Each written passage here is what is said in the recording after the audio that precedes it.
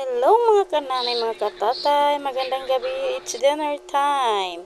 Ngayon pong gabi ay magdi-dinner serye muna kami ni Kabunso at ni Kaate mga kananay. Ayan nga po mga kananay, kasabay kong kumain si Kabunso sa lamisa. Ayan, at hindi niya nga po alam riyan na mayroon yan dyan camera. Diyos ko day, kasi pag nalaman niya na may camera, hindi na naman yan magpapakita. Ayan na nga po mga kananay, kumakain na nga po kami. Diyos ko day. Malakas pala talaga ako kumain dyan. Sunod-sunod ang subo. Hindi na yan subo, kananay, kundi laman na yan, kananay. Ayan nga, si Kabunso kumakain na rin, pero yung bagal talaga yan siya dyan kumain, mga kananay. Habang kumakain yan dyan, nanonood pa yan siya ng kanyang cellphone. Diyos ko, day. Ako'y talagang sarap na sarap kumain diyan. O, yan, ang lakas sumubo. Ang lakas ng ang laki ng buka ng bibig. Charot.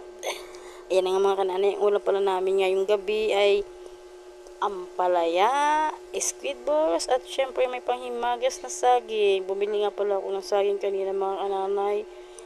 Kasi pinulikat po ako ng aking paa. Diyos ko day, napakasakit pala pulikati ng paa.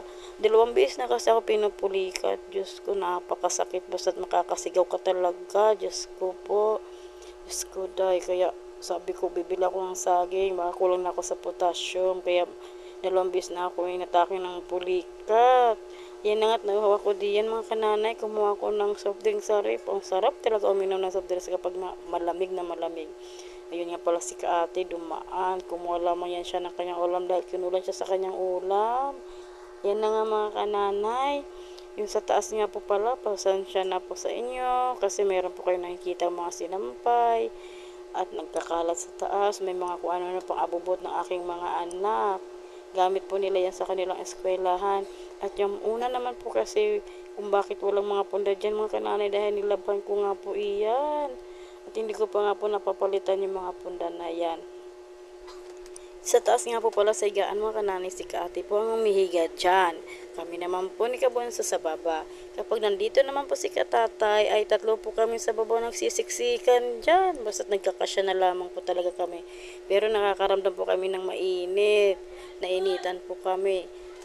Kaya ayan, may electric pan kami na nakatayo. Meron naman kami electric pan na yung maliit lamang po, yung sinisipit sa may paanan.